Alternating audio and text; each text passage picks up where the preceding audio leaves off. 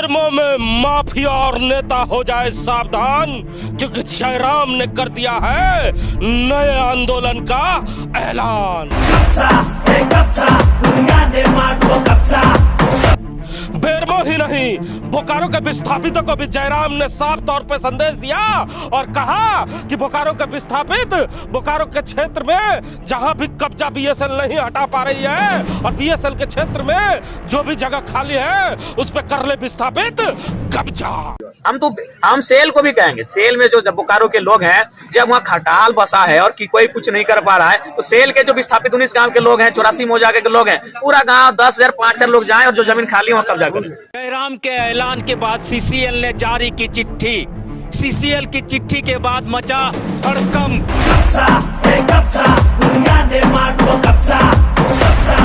CCL के द्वारा चिट्ठी निकाले जाने के बाद नेता और माफियाओं में सीसीएल के बुलडोजर का इंतजार हो रहा है, तो वहीं सीसीएल अधिकारियों को जयराम महतो के अगले कदम का भय भी सता रहा है।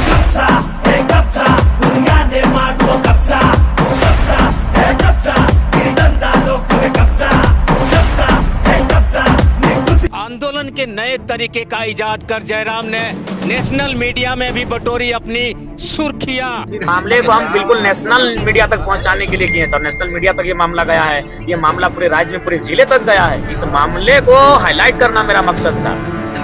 कभी कभी कुछ जीतने के लिए कुछ हारना पड़ता है, और हार कर जीतने वाले को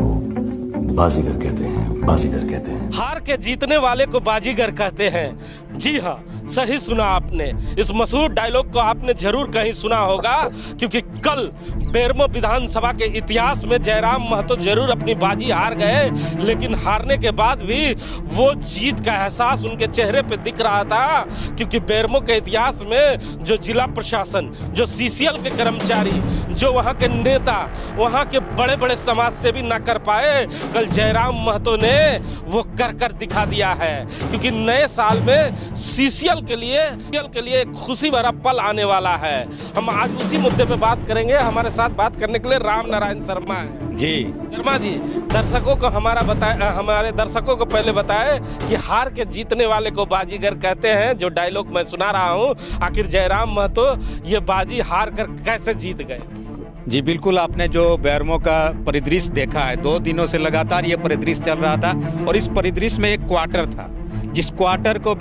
जयराम महतो के समर्थक जबरन कब्जा करना चाह रहे थे, और उसको लेकर जिला प्रशासन, सीसीएल प्रबंधन, कई प्रकार की चीज़ें सामने आती है। हालांकि उस क्वार्टर पर जयराम महतो कब्जा नहीं कर पाते हैं। स्ट्रेटजी के तहत उन्होंने ये भी बताने का प्रयास किया कि हमने तो इंटरनेशनल मीडिया को इस सच्चाई को सामने लाने का काम करने के लिए स्ट्रेटजी रचाई थी, लेकिन क्वार्टर कब्जा नहीं कर पाने को हम उनकी हार मान सकते हैं। लेकिन उस हार के बावजूद उन्होंने जिस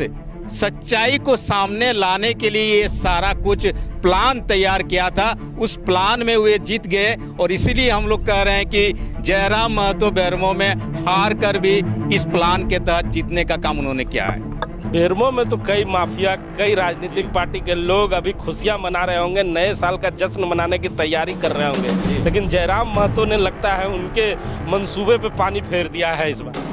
जी बिल्कुल, कुछ ऐसा ही नज़र आ रहा है कि उन लोगों को ये लगा नहीं होगा कि इस तरह का कोई प्लान या प्रोग्राम बेरमो की धरती में आने वाला है। लेकिन जयराम महतो ने जो करके दिखाया, और सीसीएल वर्षों से चाहता था कि इस तरह का कोई मुद्दा बहुत हाई प्रोफाइल मुद्दा बने कि उनके जो 5,000 से ज़्यादा क्वार्टर अवैध कब्जे में है, उन क्वार्टरों को किस तरह खाली किया जाए। वे लगातार नोटिस जारी करते थे, लेकिन क्वार्टर खाली नहीं होते थे हिमांशु जी। लेकिन अब कल के बाद जो हाई प्रोफाइल मामला ये बना, उसके बाद सीसीएल के कर्मचारियों के लिए तो बड़ी राहत की बात होगी कि चलिए, हमारे मुद्दे को किसी जनप्रतिनिधि नहीं, जनप्रतिनिधियों के खिलाफ कहिए या जो कब्जा करने वाले लोग हैं उनके खिलाफ आगे कर दिया है। तो अब वैसे लोगों के लिए बड़ी सहमने वाली बात होगी, डरने वाली बात होगी, जिन्होंने बेरमो में और सीसीएल के क्वार्टरों में अवैध कब्जा कर रखा है। इसलिए नया साल लाइव के दौरान उनके समर्थक बार बार नेताओं का नाम भी ले रहे थे कि किन किन नेताओं ने साथ कमरा रख लिया है, किन्हीं ने साथ क्वार्टर रख लिया है, कोई विधायक का खास आदमी है, कोई सांसद का खास आदमी है, कोई मंत्री का खास आदमी है, कोई समाज सेवी है। मतलब ये वो लोग हैं जो समाज में ये कहते हैं कि हम समाज सेवी हैं, समाज के उत्थान के लिए हम आगे आए हैं, हम आपका जनप्रतिनिधि है, कानून का हम पालन करते हैं जी। तो ये जो जनप्रतिनिधि हैं जो समाज चलाते हैं, उन्होंने तो पहले ही नियम तोड़ दिया और पहले ही कब्जा कर लिया जी। बिल्कुल वही चीज मैं बता रहा हूँ कि उन्होंने लोगों के सामने बताते कुछ है, लेकिन अब सच्चाई सामने आ रही है, क्योंकि जो पीछे की आवाजें आप सुन रहे हैं उनमें साफ साफ बताया जा रहा है कि किस अधिकार से इनको ये क्वार्टर मिला, किस अधिकार से उनको ये क्वार्टर सीसीएल ने दिया और कैसे कौन सी शर्त के तहत इन्हें ये क्वार्टर दिए जाते हैं। एक आदमी दबंग किस्म का आता है, उन्हें आप डर से एक एक नहीं 7-7 8-8 क्वार्टर अलॉट कर देते हैं। तो ये जो सच्चाई है अब उन्होंने जो है सामने रखा है और अब लोगों को लगने लगा कि जो उनके जनप्रतिनिधि है, समाज सेवी है, राजनीतिक संगठन है और समाज सेवा करते हैं या यूनियन के नाम पर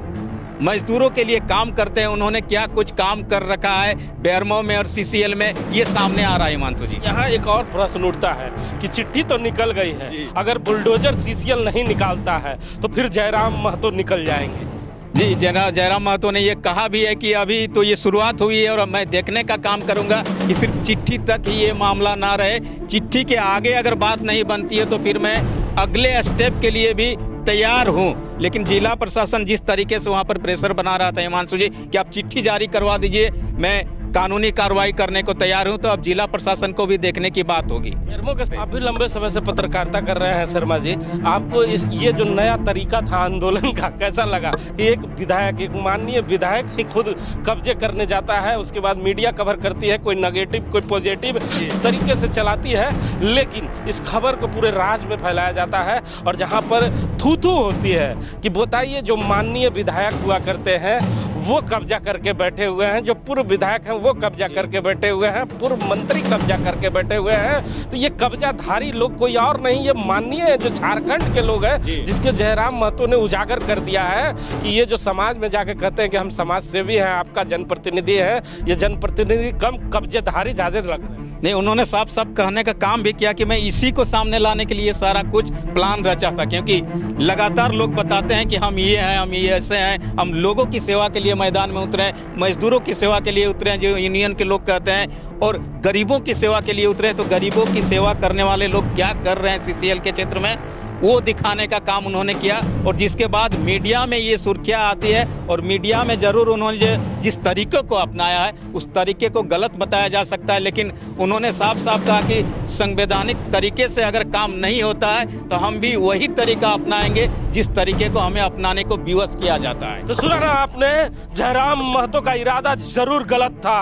भाषा जरूर गलत था, लेकिन झारखंड की मीडिया जिस तरह से उसे कवरेज कर रही थी, उन मीडिया के लोगों को एक बार बेरमो, बोकारो और धनबाद में आकर देखना चाहिए कि किस तरह यहाँ पर राजनीतिक पार्टियों ने, यूनियन के नेताओं ने, जो मजदूरों के हितैषी बनते हैं, उन नेताओं ने किस तरह कब्जा कर रखा है, उनके लोगों ने किस तरह कब्जा कर रखा है। जो दिन रात मजदूर प्लांट में काम करता है, सीसीएल में काम करता है, बीसीसीएल में काम करता है, जब उसे क्वार्टर नहीं मिलता है तब सीसीएल हरकत में जरूर आती है, बीएसएल हरकत में जरूर आती है, लेकिन इन कब्जाधारियों के नाम सुनने के बाद उनका बुलडोजर और वो पीछे चले जाते हैं। इसलिए हम झारखंड के मीडिया से भी कहना चाहेंगे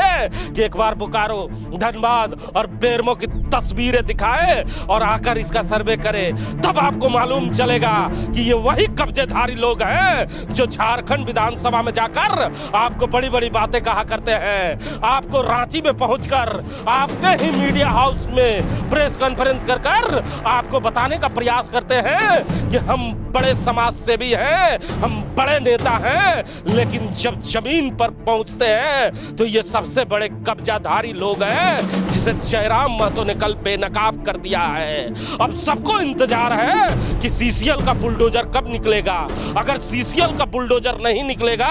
तो जयराम महतो का अगला स्टेप क्या होगा, जिसका इंतजार अब पूरा बेरमो के साथ साथ झारखंड कर रहा है।